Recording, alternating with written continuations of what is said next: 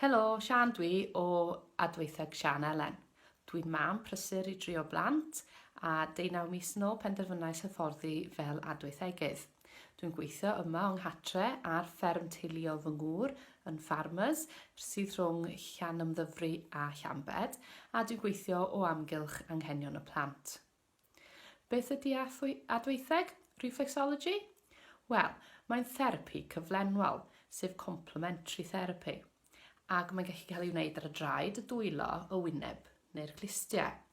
Dwi mond yn gweithio ar y dwylo ar draed a heddiw yr dwylo fyddai'n siarad amdan.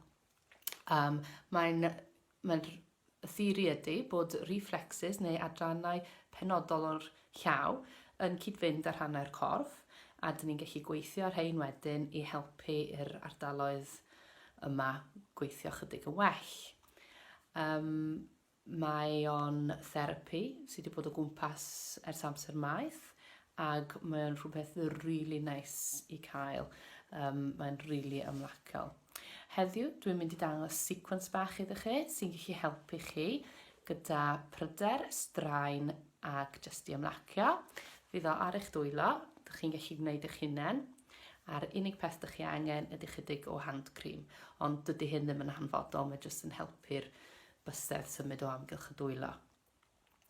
Mae'n gallu bod, ydych chi'n gallu gwneud o'n really special, cael blanket, goliadau lawr, canwyllau, cerddoriaeth, iste lawr, rhoi amser i chi'ch hunan.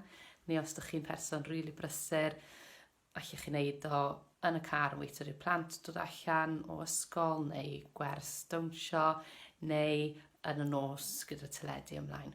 Mae'n gallu cael ei wneud unrhyw le. Felly dechrau ni, just efo moisturiser fan hyn.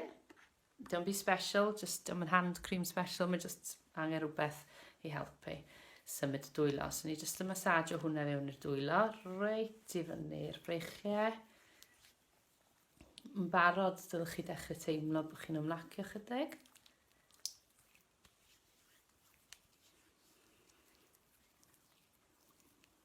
Fe wnawn ni'r dwy law fewn i dwrn a just troi nhw, so chi ni ymlacio'r arddwrn.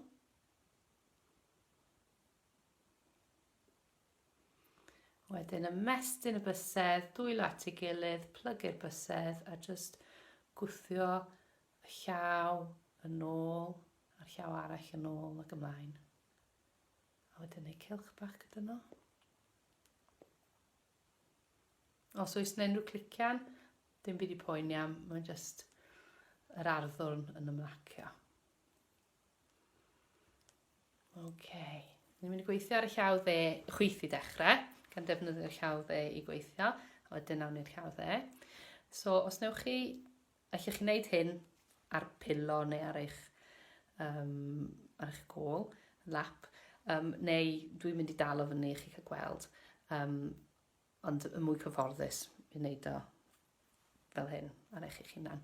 Felly, y llaw. So, os newch chi plygu llaw chydig bach, so chi fel cypio fo. Welwch chi'r llinell, mae gennau llinell amlwg o'n hyn. Llinell y llangig ydi o yn y diaphragm. A trwy gweithio hwnna, dyn ni'n ymlacio'r llangig sy'n gadael i ni anadlu chydig yn well.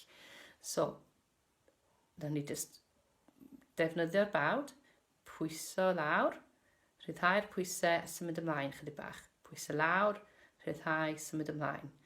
Lawr, rhyddhau, symud ymlaen. A jyst gweithio fel yna ar hyd y llinell. Os yna i troi llaw fi, allwch chi gweld lawr, rhyddhau, lawr, rhyddhau ar draws, lawr, rhyddhau, symud ymlaen. Os ydych chi ddim yn hapus â'r techneg yna, mae croeso chi wsio'ch bawd, jyst i wneud cylchoedd bach ar hyd y llinell. Peth pwysig ydy rhoi chydig o pressure pwysedd arnoch chi. Fyny chi faint, a chi rhoi lot, neu chydig bach, mae'n dal yn cael effaith. A ffordd arall ydy just i gwthio ar hyd y llinell. Os yna unrhyw rhan yn tender, neu'n clicky, neu'n crunchy, gynnau darn fanna, wedyn dystewch drosti chydig mwy a gweithio arno fo. Mae hyn yn arwyddocad bod yr ardal na o'r corff, jyst eisiau chydig o gwaith arni. Am ryw reswm. Nesa, awn ni'r pen. Y pen ydy'r bawd. So ni'n gweithio, os newch chi jyst plygu'ch bawd fel neu, welwch chi'r Cris fan hyn. So ni'n mynd i gweithio ar y top y pen fan hyn. Wel, y top y bawd, sef y pen. So, bawd yn erbyn bawd, a jyst cylchoedd bach ar hyd y darn top y bawd na fel ne. Neu siw bod chi'n mynd reit fyny at y gewyn. Jyst cylchoedd. Sim rhaid i rhaid fod yn rhy galed, i'ch chi'n gwneud hyn yn reit ysgafn. Dyna hynny, cwpl o chwythiau. I ochr y bawd, reit chi'n mae'r gewyn, o'r Cris ma eto, just gwthio fyny, sleidio y bawd i fyny. Gwnewch yn siŵr bod chi roi digon o pressure ar hwn wan i gweithio. Gwthio i fyny.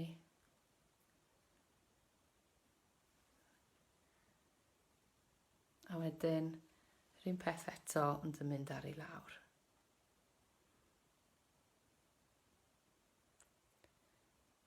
OK. A wedyn, eich chi'n gwneud tair gwaith. Dwywaith ar ei fyny, unwaith ar ei lawr.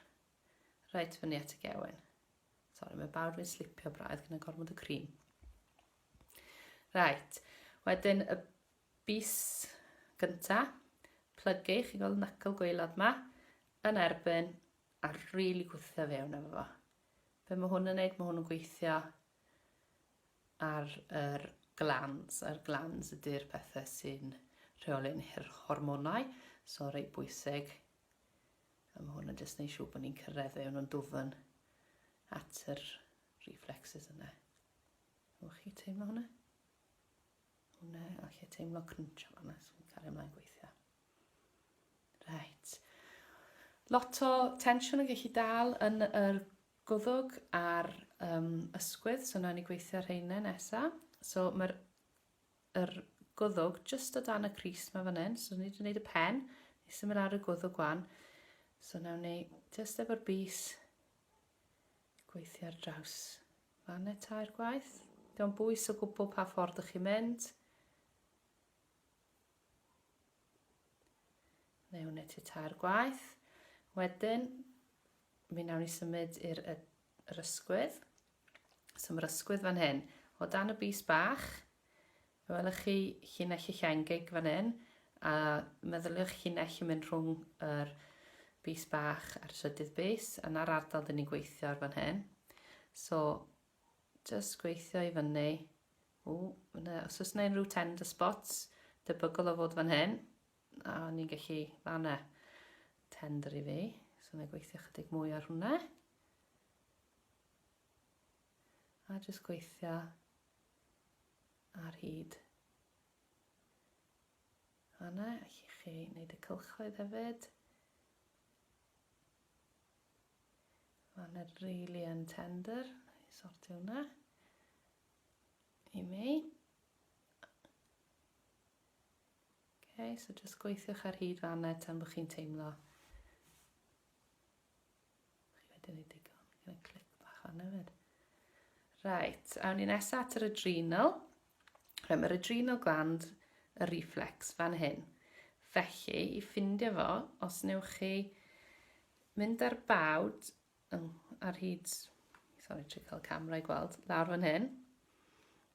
So, mae yna fel pant, so ar gwaelod y pant, rhowch eich bawd fanna, a wedyn gyda'r bys ar y bit fleshy yma, jyst gwasgu fewn, tua'r un spot, a jyst gwasgwch fewn. Mae hwnna'n gallu fod yn tender. Ond dio ddim byd i poeni am. A jyst dal am 3, 1, 2, 3. Okay. Wedyn symud ni at yr asgwrn gefn. Mae yna nifer fawr o nerfau sy'n mynd o'r cefn o amgylch y corff, so mae'n bwysig iawn i gweithio. So mae'r cefn yn mynd o fan hyn, holl ffordd ar draws gwaelod y llaw, fyny i top y bawd.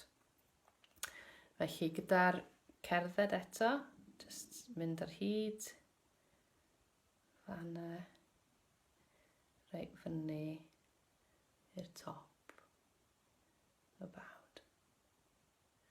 Hefyd eich chi wneud y cylchoedd, neu jyst gwthio. Os ydych chi'n ffeindio darn, chi'n crunchy neu tender, gweithiwch arno chydig yn hirach. A hefyd, gallwch chi dod lawr o top y pen, fel hyn hefyd y ffordd arall. Cruncho fan yna hi. Ac yr ola ar y llaw yma wedyn ydy chydig o nadlu. So, os newch chi plygu'r bysedd fewn eto, gwelwch chi pant fan hyn. Bys reit yn canol y pant, hwn dy'r solar plexus, sy'n bwysig iawn. A os ydych chi'n gwthio i fewn i anadlu, wrth anadlu fewn, a rhyddhau wrth anadlu allan, a nawn ni hyn tair gwaith.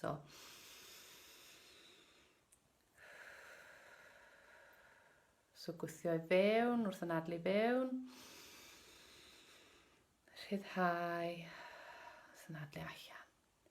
A unwaith eto.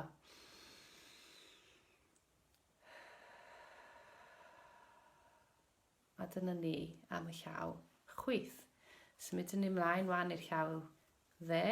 Yn jyst mynd dros nhw, mae reit oer fe fan hyn heddiw. So, dechrau ni eto yn yr un lle. So, plygu'r bysedd ymlaen, welwch chi llinell y llengig fanna, yn glir arna i.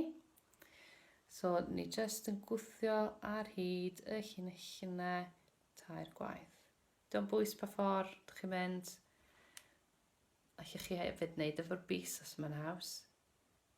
Reit ar draws y llinell, fanna, neu allwch chi wneud cylchoedd.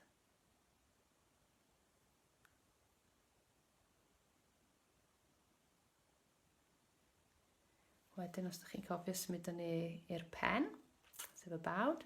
So, dwy bawd yn erbyn ei gilydd, a jyst cylchoedd bach. Reit o amgylch. Reit lawr at y crys yna. Reit rownd.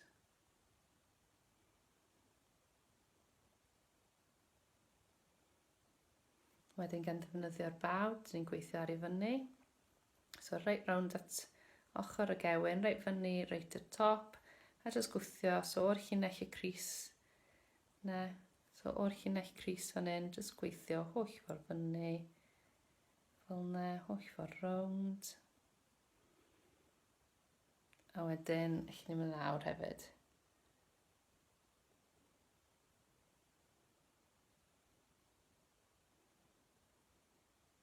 Okay.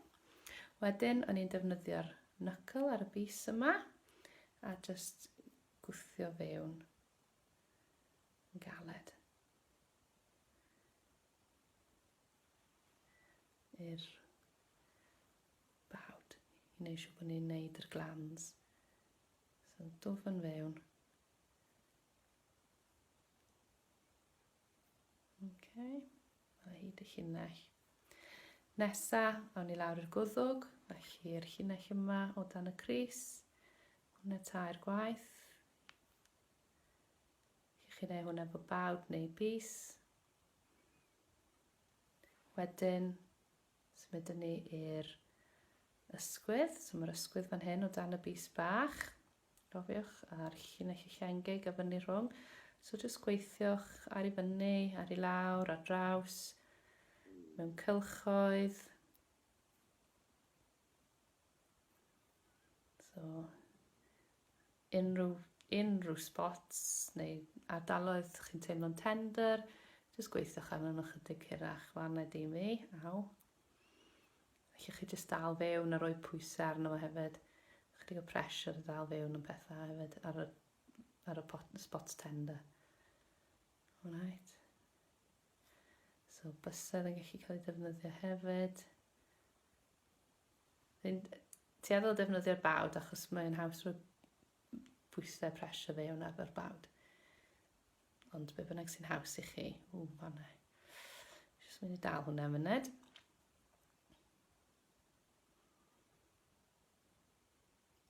Reit, nesaf yr adrenal gland. So, mae yna pant fan hyn. So, rhowch y bawd yn y pant, troi rownd, y darn fleshy, so tia hanner ffordd rownd, os welwch chi'r crys yma mewn rownd, hanner ffordd rownd, a gwasgu fewn. ar y adrenal gland, cyfri am 3, so 1, 2, 3, a wedyn symud ni i'r asgwrn i'r cefn, so ar hyd gwaelod fan hyn a fyny i top y pen. So,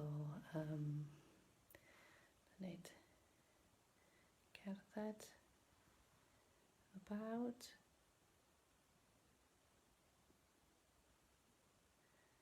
Pen, a'i lawr.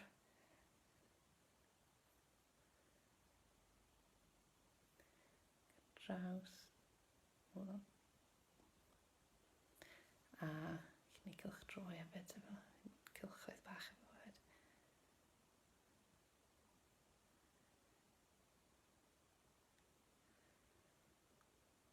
Neu chi just sleid o'r bus ar hyd, mae bellach nhw'n chydig y pressure yn yma.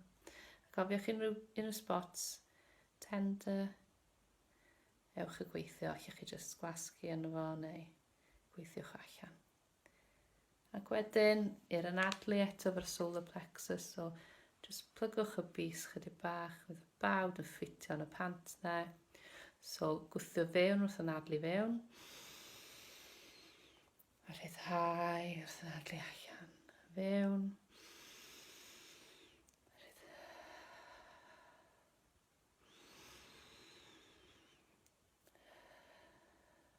A dyna'r diwedd, gobeithio bod chi yn teimlo di ymlacio chydig bach. Dim ond taster bach o adweithig oedd hwnna, ond gobeithio bod o rhywbeth ydych chi'n gallu defnyddio eich hunan ac yn gallu eich helpu. Os oes rwy'n allan a chi'n teimlo chydig o'r pryder neu chi braidd yn nerfus, wedyn os newch chi wneud eich llaw mewn y siap yma, roi'r bawd ynddo fo, just dal o fewn ac yn adlu, mae hyn yn gallu helpu i chi, eich nerfau camio chi lawr chydig. Okay, a mae hwnna rhywbeth allwch chi wneud heb neb gwybod beth sy'n mynd mlaen. Okay, gobeithio bod chi wedi mwynhau a wedi ymlacio. Os oes gen rwy'n unrhyw cwestiynau neu eisiau mwy o gwybodaeth am y dweitheg, mae croeso chi cysylltu â mi trwy fy tudalen Facebook neu dwi ar Instagram hefyd. Okay, diolch yn fawr iawn i chi.